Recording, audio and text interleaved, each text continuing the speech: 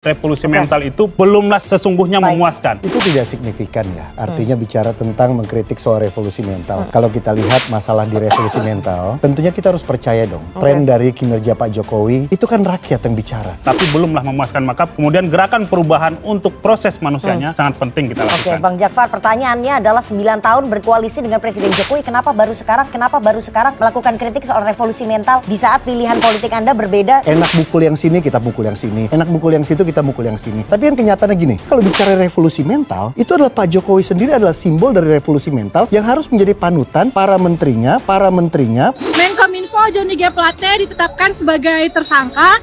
Langkah baiknya sebenarnya teman-teman Nasdem mundur gitu ya? Mundur gitu ya?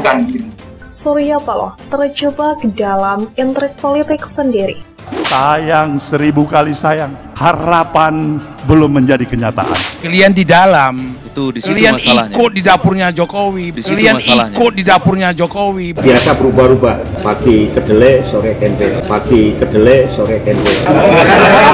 11 bulan menyatakan kami perubahan. Perubahan kagak laku dijual. Nggak laku karena nggak ada agenda yang jelas. Kalau program TV ini udah dipreemptif, ditutup, ratingnya nggak naik-naik. Kami ingin perubahan dan perbaikan untuk Indonesia. Survei Mas Anies itu persis seperti hasil survei approval rating Pak Jokowi. 80% itu yang puas, yang tidak puas itu 20%. Segitulah surveinya Mas Anies. Ya harusnya programnya juga tinggi dong. Tapi ternyata ada gap ini di sini. Justru kalau kami melihatnya adalah bahwa bagaimanapun masih banyak hal yang perlu diperbaiki. Kalau kondisi tidak baik-baik saja, kalau rakyat susah, tidak mungkin approval rating Pak Jokowi 82%. Rakyat tentu demonstrasi di mana-mana, tingkat kepuasan terhadap pemerintah pasti di bawah 60%. Nah ini yang menurut kami ada yang kurang pas. Pertumbuhan ekonomi tertinggi saat ini, ya bagus alhamdulillah. Tetapi jangankan memenuhi janji 78%, menyamai RPSB aja nggak mampu gitu. Mas Wi, kita pakai logika objektif, rasional, dan logis. Bukan dengan logika politik untuk elektoral. Seluruh dunia ini mengalami krisis. Bahkan banyak negara-negara bangkrut. Tapi apa yang terjadi di Indonesia? Indonesia, kalau Mas Anies mungkin mengkritik penanganan pandemi kita. Tapi WHO dan mayoritas negara di dunia menganggap Indonesia negara 5 besar terbaik penanganan COVID. Itu hebatnya pemerintah Pak Jokowi. Kedua, di saat negara lain minus pertumbuhannya, ada 0, atau 1%. Indonesia 5,5%. Ini prestasi luar biasa. Jadi nggak ada ketimpangan ya? Berarti dia kan punya kinerja yang bagus, punya kualitas yang bagus, dan memang orangnya bersih. Itu kan harus jadi panutan. Masa panutannya nggak bisa menjadi simbol revolusi mental? Menkominfo telah dipastikan sebagai tersangka kasus korupsi BTS 4G Bakti Kominfo. Katanya dapat setoran Bapak. Dapat berapa Pak? Dapat triliun Pak.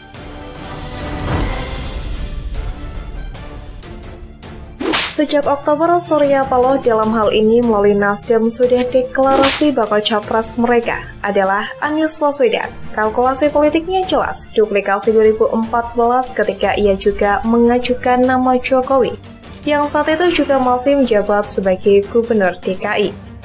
Bak bola salju kala itu, parpol lain bersegera merapat. Surya Paloh pun dan Nasdem mendapatkan poin besar. Hal yang sama maunya ia gunakan lagi. Bedanya adalah dulu pada pencalonan Jokowi kondisi sangat berbeda. Nasdem ada pada barisan oposan bersama dengan PDI Perjuangan. Apa yang mereka Nasdem lakukan adalah sebuah antitesis dengan laku Demokrat yang kala itu penuh dengan masalah. Rasa-rasi yang mereka gembar-gemborkan, mereka usung, dan politik tanpa mahar yang menjadi tagline mereka masih rapih tersembunyi. Posisi mereka yang oposan memang tidak terlihat rupa aslinya, sebagaimana ketika memegang kekuasaan, baca mendapatkan kesempatan mengelola uang. Harapan baru bagi publik, semangat berapi-api Surya Paloh tiap kali tampil di medianya menjadi sebuah oase di tengah politik amburadul yang korup kala itu. Jangan lupa bagaimana Demokrat mengantar elitnya yang menjadi bintang iklan kampanye katakan tidak. Padahal korupsi membuat publik pun mau yang berbeda. Sangat populer, merakyat, berusukan menjadi tanda yang sangat bertolak belakang dengan SBY. Protokoler, militeristik, dan penuh dengan aturan yang memang dunia SBY banget.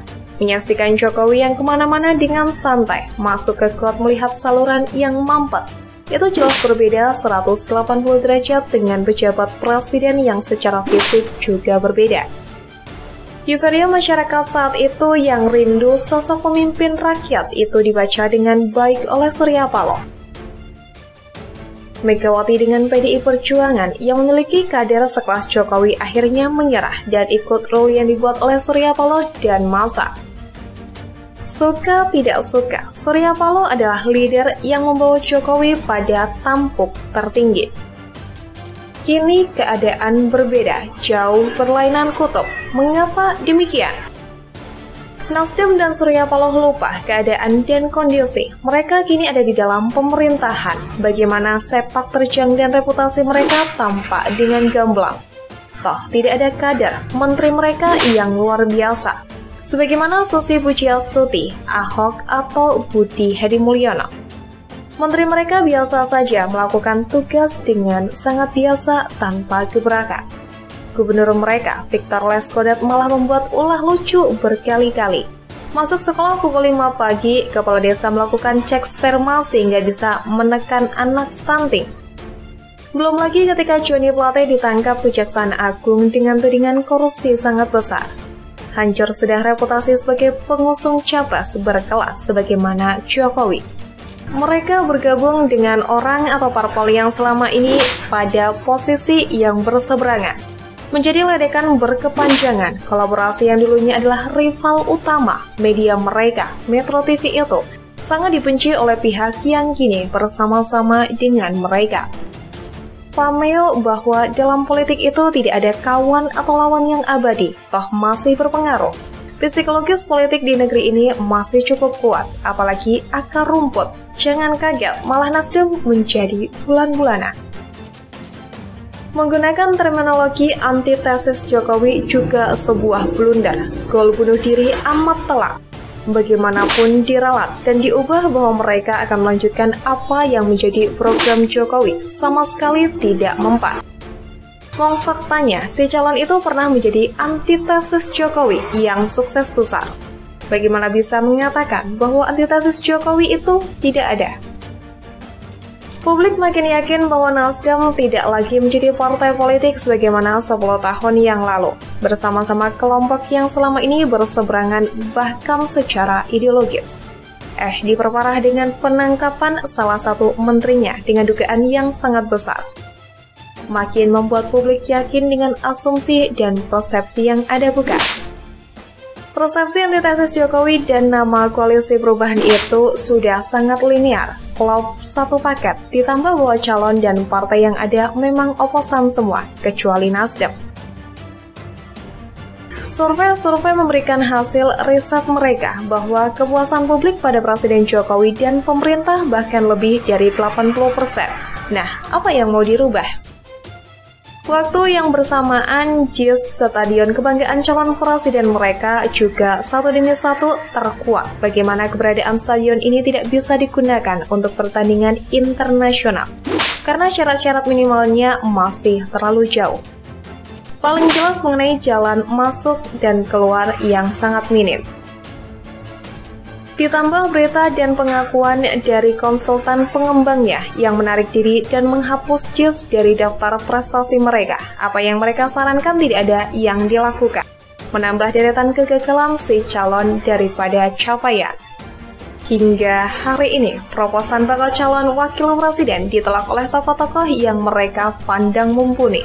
Ada Mahfud MD, Hovifah Indar Parawansa, dan terakhir Mbak Yeni Wahid, putri mendiang Gus Dur, malah balik bertanya. Memangnya Mas Anies bisa nyapres? Menjadi aneh mengapa orang tidak senang diajak maju dalam gelaran pilpres, padahal mereka dilamar, diajak loh. Wajar Surya Paloh puyeng, bak bumi dan langit, apa yang dilakukan pada 2014 dan untuk 2024.